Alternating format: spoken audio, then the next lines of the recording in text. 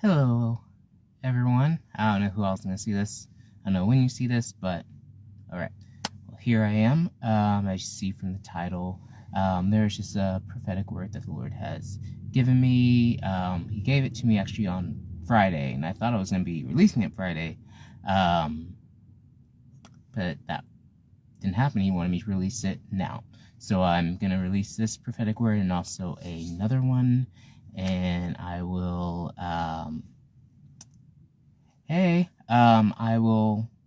so I'll release this prophetic word, and I'll release the other one, and I'll also just give, some context, and, whatever the Lord lays in my heart to talk about, that's what we will do. Okay, so this first one, was from Friday, and so I'm just starting now, okay. Well, the Lord, this is what the Lord has been showing me. But first of all, before I do that,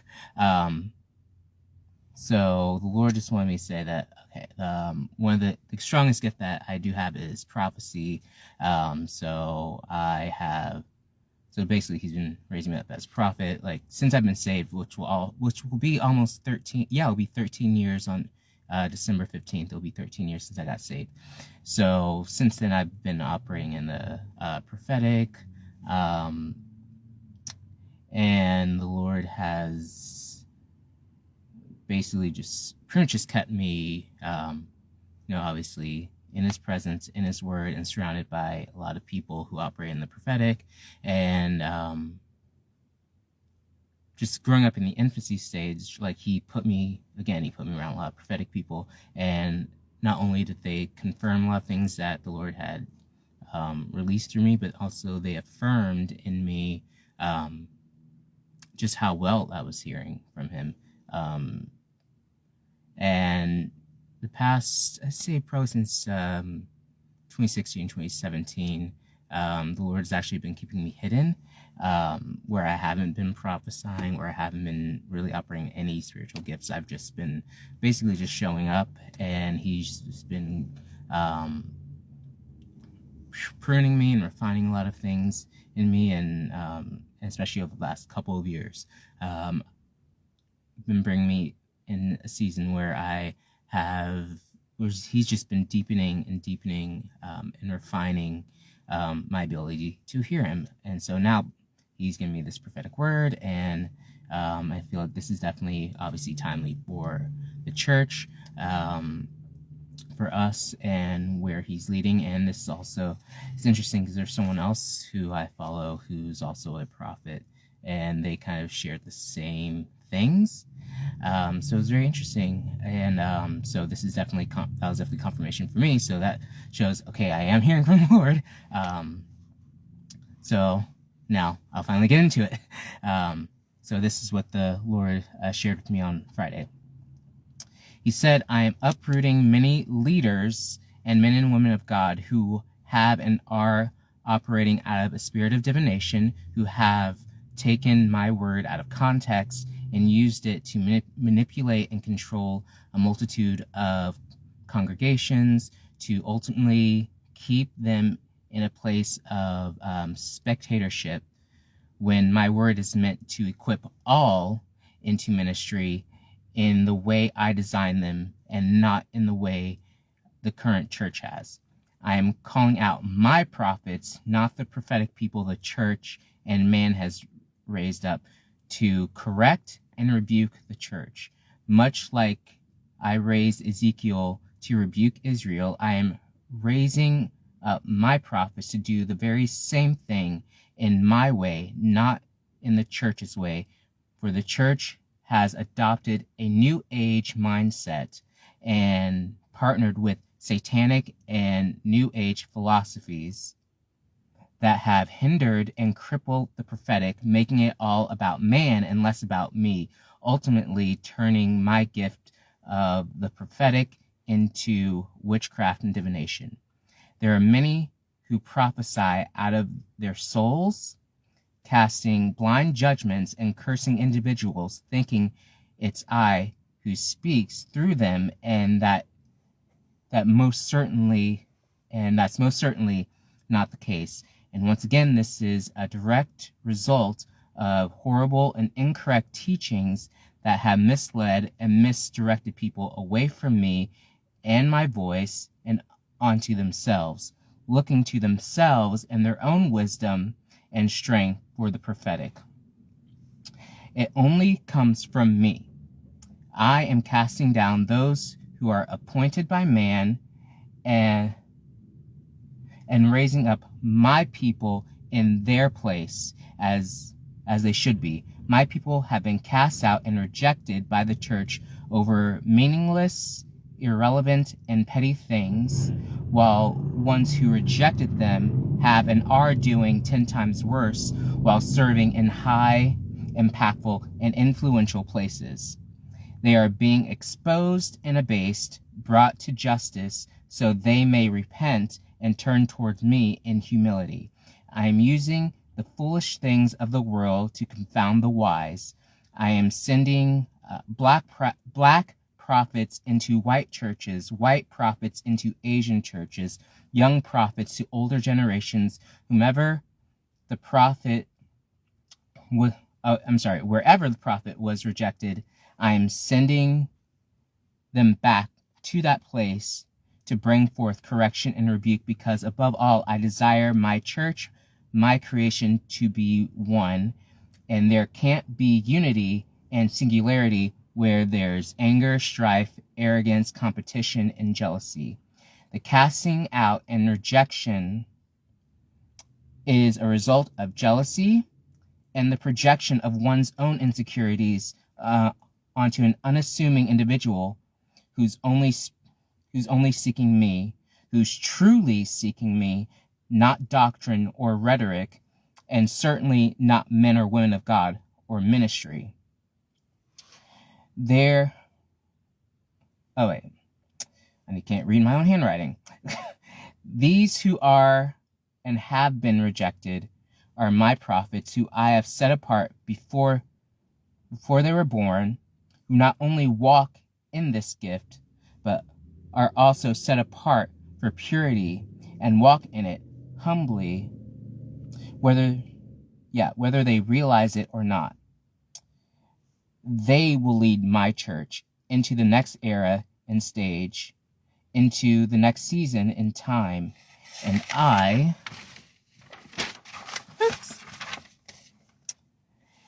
will remove those who have cursed them while I raise them up.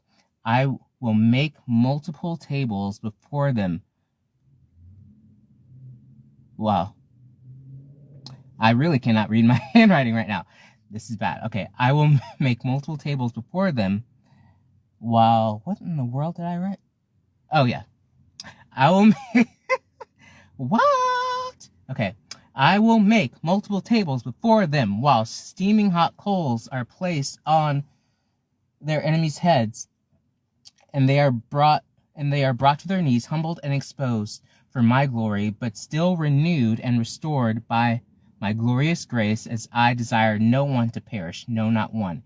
And I will be made known over all the earth, for those who have raised up will walk as I walked, and exalt the Father, and not themselves, while still operating in the confidence and boldness I've placed inside them. No more false humility, for I have called you to know who you are in me as an individual, for I have placed something in you that is only for you, and I have called you to do certain things and witness to a specific people group that only you can. Yes, you are my son, my bride, but you are something specific within that as an individual, and your quirks, your personality, your interests all contribute and play into that. Do not allow others who don't know who they are to demean, degrade, or discredit you for those things, or anything for that matter. If you are truly walking with me and operating as I desire you to, then all shall be well. If not, then it's time to get back on track. It's never too late. Don't ever believe it's too late. For if you still have breath in your lungs, it's never too late. For I have grace for you so long as you humble yourself, turn from your evil ways, and repent, and don't be afraid to speak the hard words, and don't be afraid to rebuke and correct those who I have revealed to you to be wrong in their ways, and that I have led you to rebuke. There will be some who I will reveal to you to rebuke, while others I will only reveal their error, but not lead you to rebuke, but to just intercede and pray for, and don't be afraid to be corrected yourself, for you are called to be teachable. I love you all. Thank you for listening. All right. And this is just something that the Lord's been showing me for a while, just certain things. Like I said, I think it was back in 2016 or 2017, I actually ended up getting a prophetic word that the Lord was hiding me. There was someone who I was connected to in a ministry, and she said that she saw me worshiping, and all of a sudden she saw that all of a sudden she just looked and she couldn't see me anymore. And then the Lord said that the Lord had said that, told her that he was hiding me, and basically that's what it's been. I haven't really been operating in the prophetic for the most part. I wasn't really laying hands on it. Like when I got saved, like that was the thing. Like I was a part of a ministry where they believed in the gifts of the Spirit. They believed that the gifts are still for today, which they are. They also believed in really operating in those gifts. So I was in a space where I was constantly operating in those gifts, where I was really learning about the prophetic, learning about laying on hands, and all of that. And back in 2014, when I was in Los Angeles, I was connected to a ministry, and like literally the first Sunday that I was there, I think by the end of the night, like I was known as the guy who was prophesying. I was known as the guy who was laying hands, and that was like my identity for that month that I was part of that ministry. And once the Lord had hidden me, I realized how quickly I was overlooked. And in that moment, that's when, in that season, that's when I realized, okay, like we need to be a people who are loving people for who they are and not worshiping people for what they can do for us. And just because someone is not operating out of their gifts doesn't mean they have no value. And with this word, I believe that the Lord wants to remove the wheat from the tares, so to speak. He wants to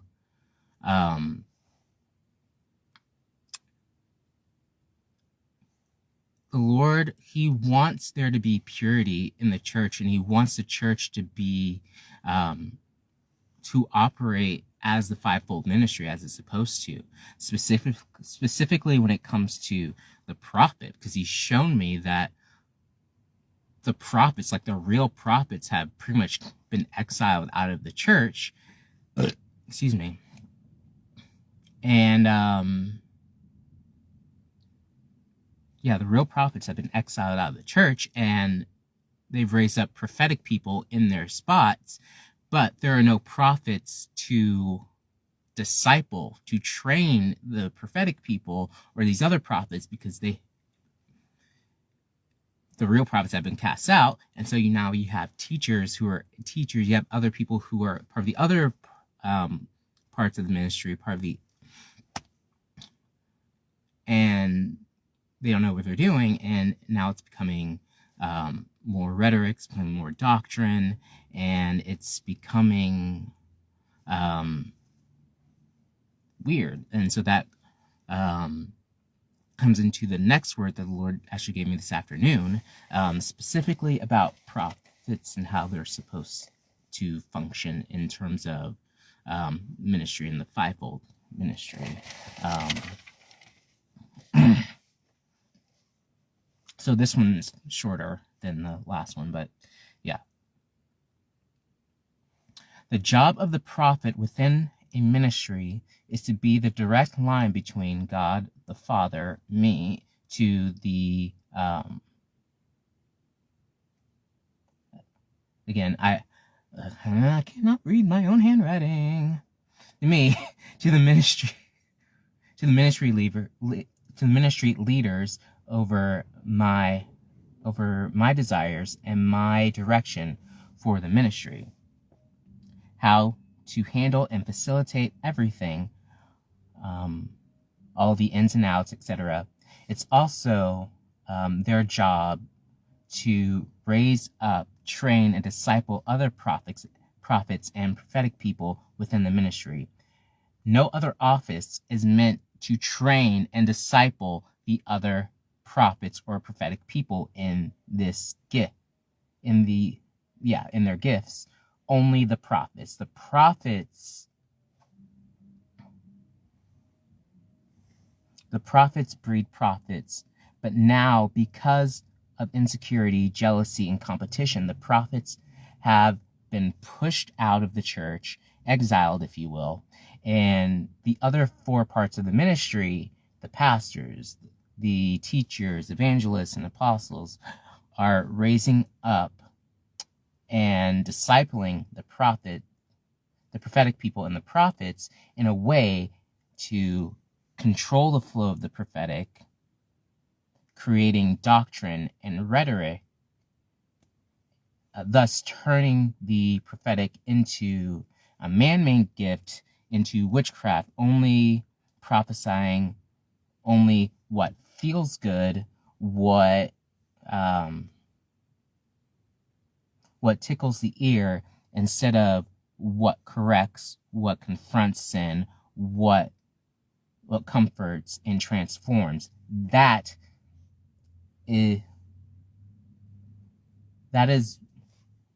what has hurt my prophets and the prophetic gift, and because these are, oh my gosh, why did I write this way? Okay. That is what has hurt my prophets and the prophetic gift, and because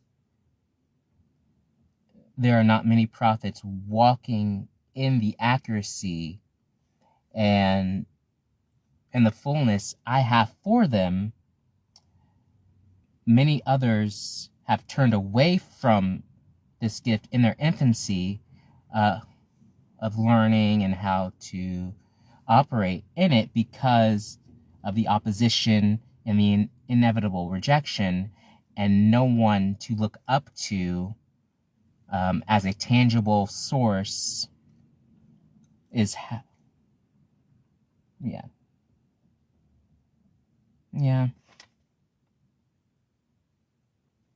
Okay. Okay.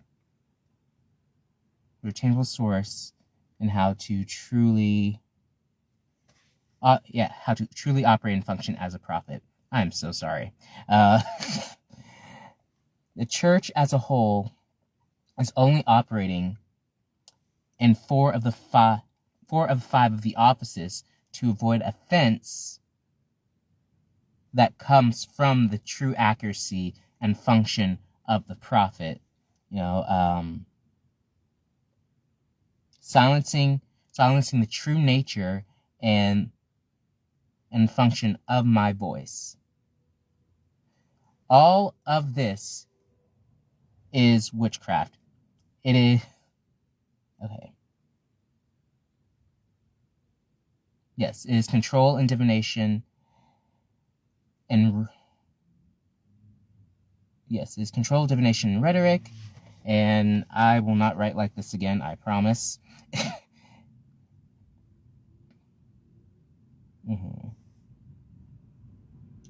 Okay. I will not write like this again. Oh, I thought this would be better, and it wasn't. I have to write differently. Okay. Okay, it is control and divination and rhetoric.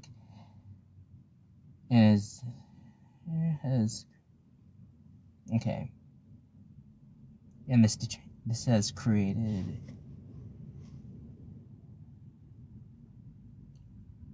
Yeah. Okay. And it's basically created to keep the prophetic under a sense of control that isn't the prophetic, and it's not the voice of the Lord. It is man-made, and it's causing the prophets. Okay, it's causing the prophets to prophesy of the soul, and leaving room for error. It's leaving room. Yeah, it's leaving room for correction from non-prophets, and it's leaving room for interference from the enemy and other humanistic voices and demonic forces and entities. And the prophetic has been made fragile and vulnerable to the immature and insecure people who have no right to lead, because I really botched this. I should have just written this in print like I wrote the first one. Yeah. Okay. So basically through this, the Lord has been showing me that how the prophetic is supposed to work and how it's supposed to function, and the prophet's role in the fivefold ministry, and how things have been shifting and turning into something that it isn't because of the church's desire to control and not to offend and to spare people's feelings instead of allowing the prophets to operate as they are. And because the prophets are not operating as they are, because the church is not allowing the prophets, then they're raising up prophets and prophetic people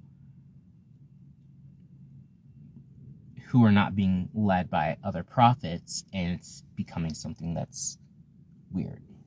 Let's see if I can try to decipher the rest of this, because I want to read this and what the Lord has given me.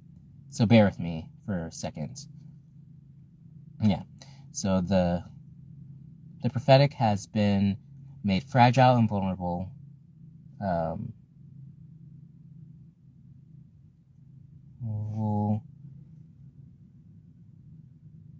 Immature and insecure people. Yeah, no right. Yeah, I already said this part. Use themselves.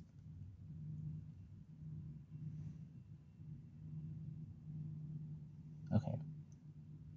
Have no right to lead because they're only looking out for themselves and what serves them rather than truly serving me and advancing my kingdom. And they are only about raising their own kingdoms and cultures and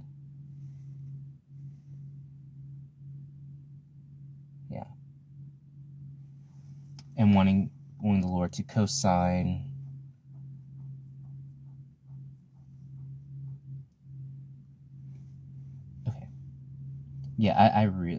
next time I'm writing this in print. I'm so sorry. Okay. So they are only about raising their own kingdoms and cultures and having the Lord co-sign their vision and their kingdom instead of following and surrendering to the Lord and following His lead. And the only kingdom culture is my kingdom culture, says the Lord, and I will have what I desire. I will not be mocked, and I will not be made a liar, for I am the God of the universe, and I created all, and I will have all. Next time I give a prophetic word, I will write it in print. I thought I was going to do myself a favor and write it in what I usually write, and I did not do myself any good just now.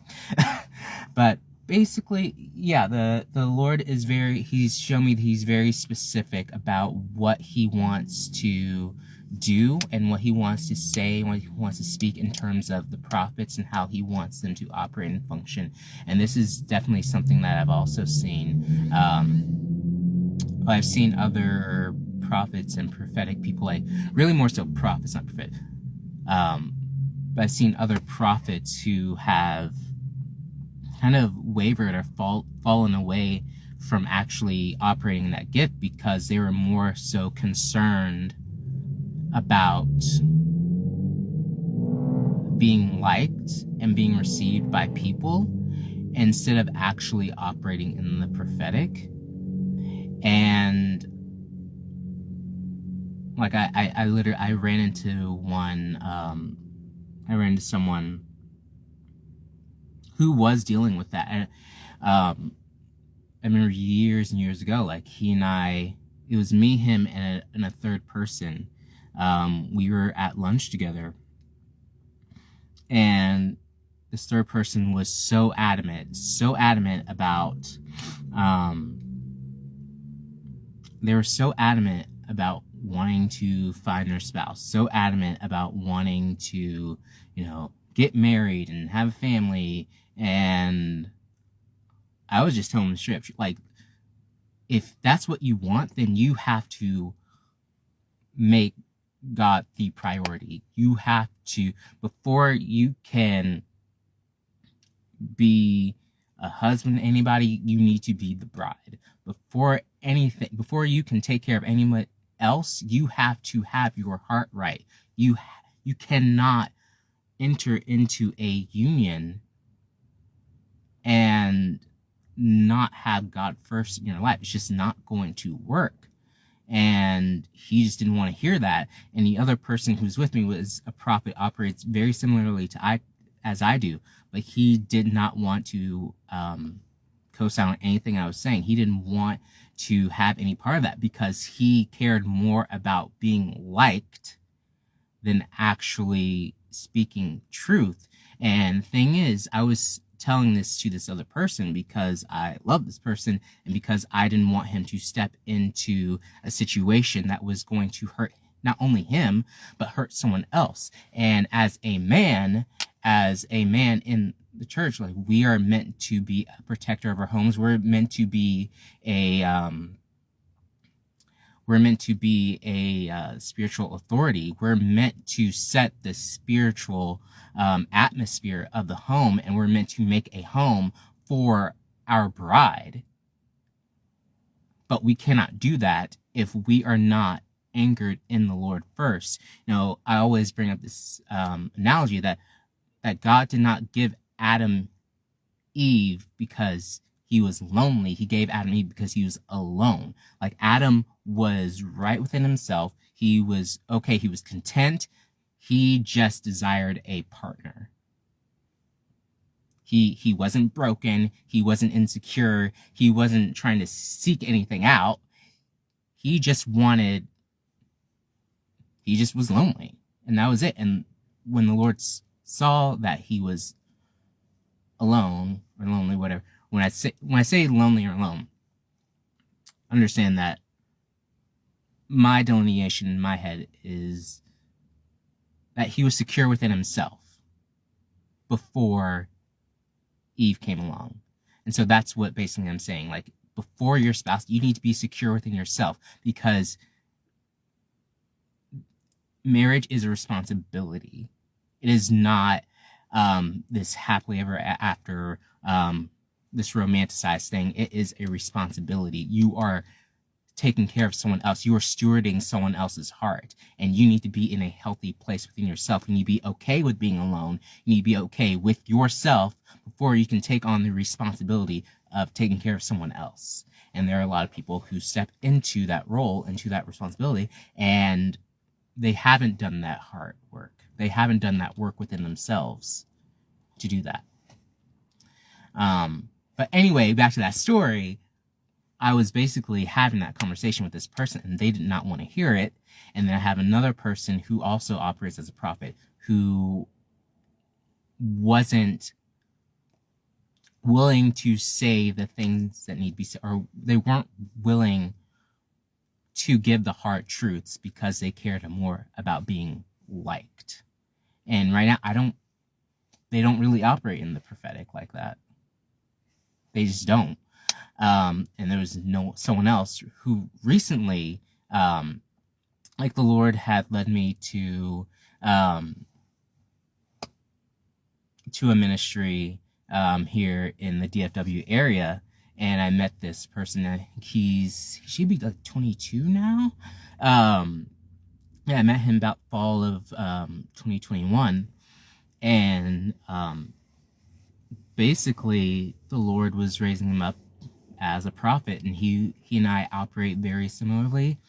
And he's obviously at that age, in your early 20s, you're looking to be liked, and being liked and being a prophet do not go hand in hand. And and so this person definitely went through a lot in terms of being accepted and learning how to operate in the prophetic. And right now, I'm pretty sure they've kind of walked away from the prophetic as well. And like the last time I had any exchange with them, they tried to correct me on something. And really, the Lord was showing me that, no, they were really just judging themselves, and there were a lot of anger within themselves because of the gift that they have, and in the prophetic. And well, really, they're more so angry with the Lord, but they're taking it out on me because I was closest person to them, and they just didn't know how to really, let that out and just be transparent with what's really going on in them. So, but yeah, like the prophetic gifting is definitely no joke, and it's definitely a huge responsibility, and it's not for the faint of heart, and it's definitely for Lord's definitely a lot of us. He's definitely working on us who are operating in the prophetic, especially those who hold the office of a prophet. He is definitely working on our hearts to not be so sensitive when it comes to rejection, and to not take it so personally, and not allow that to affect how we operate, or just affect our lives in general. Just growing up, like, even the more and more I realize about the prophetic and about how the Lord operates through me, the more I realize, like, I've been operating in the prophetic, like, pretty much my entire life, even before I really started walking with the Lord. I look at just certain instances when I was growing up, and seeing little instances where I was operating in the prophetic, where I had prophetic dreams, where I would think about like certain films or certain songs, and all of a sudden I see that film on television, or I hear that song on the radio. And it also ties into the fact that the Lord's called me to entertainment. And but once I got saved, all those things became more acute, and I began to think of, like, all of a sudden a certain person come out into my remembrance, and all of a sudden, I see them like a person who I hadn't seen probably, I think, because I got saved at the end of 2010, and there was someone who crossed my mind I hadn't seen since spring of 2008, and one day they just came to my mind. This had to be, like 3 years after I saw them, and all of a sudden I just see them randomly. We didn't really cross paths, like say, oh, hey, how you doing? But it was literally, I think, like, I literally just saw them like driving. We were just going opposite direction. It was driving like, oh, that's such and such. But I just thought about them literally a couple hours prior. And this was a few months after I got saved. And, but yeah, the prophetic is definitely not for the faint of heart. So yeah, those were the 2 prophetic words that the Lord wanted me to share. If the Lord gives me any prophetic words that he wants me to share, I will do that, and I'll probably type them up or something, because me handwriting them, as you can see, it did not work out well. But I think we got the point across. So there's nothing else that the Lord's given me. I think this is going to be it for now. I may come back. I know that he definitely wants me to also just give prophetic words for people. So I'll probably do that next time, and I'll keep an eye out for whomever pops up, and whomever pops up, they'll get a prophetic word. And yeah, I'll give them a prophetic word here, and then I'll DM you the prophetic word as well. I'll type it up so you just have something. And yeah, I think that's it. So thank you for all who popped in, and hopefully you're able to decipher these prophetic words, because again, I have good handwriting, I promise. I really do. I just sometimes can't read my own handwriting, especially when I'm like, oh my gosh, Lord's really giving me something. So thank you guys again, and good evening, good night, good afternoon, good morning. I don't know where you are. God bless. Bye, guys.